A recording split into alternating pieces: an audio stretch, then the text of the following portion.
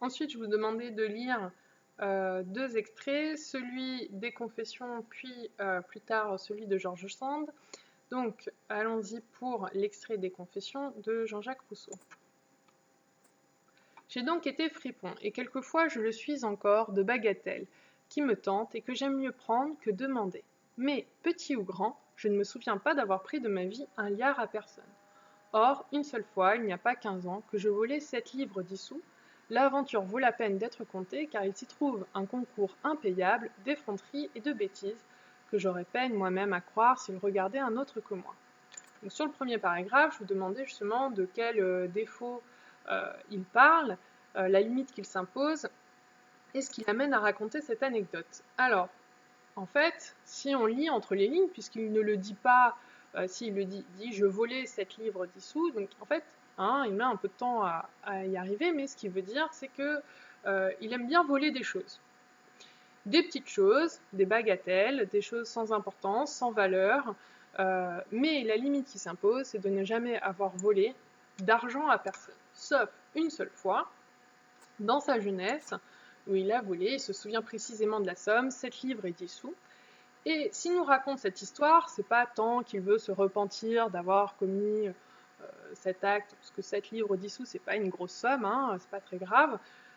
S'il le raconte, c'est parce qu'en fait, c'est une anecdote qui est assez drôle, puisqu'il va se moquer de lui-même. Il s'est trouvé qu'il a fait preuve d'effronterie. Ça veut dire que l'effronterie, c'est quand on a une attitude un peu provocatrice, qui ne respecte pas les règles de morale, voilà, par volonté de défi, et surtout de bêtises. Alors, qu'est-ce qu'il a fait de bête et d'effronté? On y va. C'était à Paris, je me promenais avec monsieur de Franqueuil au Palais Royal sur les 5 heures. Il tire sa montre, la regarde et me dit « Allons à l'opéra. » Je le veux bien. Nous allons. Il prend 2 billets d'amphithéâtre, m'en donne un et passe le premier avec l'autre. Je le suis, il entre. En entrant après lui, je trouve la porte embarrassée. Je regarde, je vois tout le monde debout. Je juge que je pourrais bien me perdre dans cette foule, ou du moins laisser supposer à monsieur de Franqueuil que j'y suis perdu. Je sors, je reprends ma contre-marque, puis mon argent. Je m'en vais, sans songer qu'à peine avais-je atteint la porte, que tout le monde était assis, et qu'alors monsieur de Franqueuil voyait clairement que je n'y étais plus.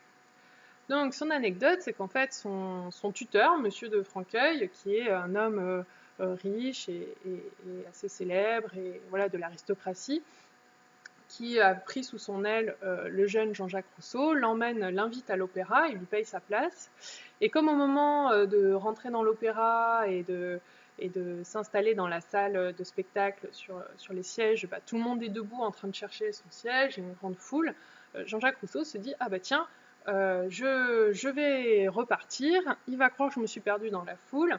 Et il en profite pour se faire rembourser la place que vient de lui offrir monsieur de Franqueuil, et il repart avec l'argent. Donc c'est pas très sympa, parce que c'est en ça que c'est effronté. Quand un ami, quand quelqu'un vous invite et que vous en profitez pour lui voler son argent, c'est pas très élégant, c'est pas du tout moral, mais en plus c'est complètement stupide, parce qu'évidemment monsieur de Franqueuil va s'en rendre compte, puisque une fois que tout le monde a réussi à trouver sa place, il n'y a plus de foule, il n'y a plus personne debout, et là monsieur de Franqueuil va voir que le siège à côté du sien est vide, et que Jean-Jacques Rousseau a disparu.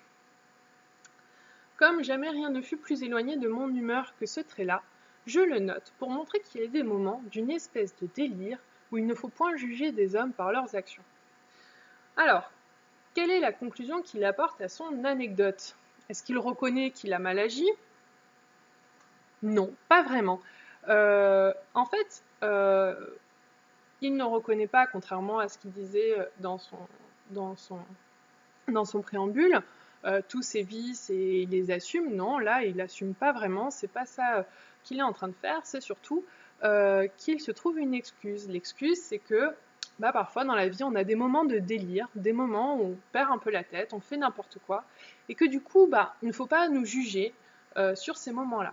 Alors évidemment, je pense que ça vous est arrivé, ça nous est tous arrivé d'avoir des moments où on est pris dans l'action et on ne réfléchit pas forcément aux conséquences, et parfois des idées nous semblent très bonnes sur le coup, et c'est qu'après qu'on se rend compte que non, c'était pas du tout une bonne idée.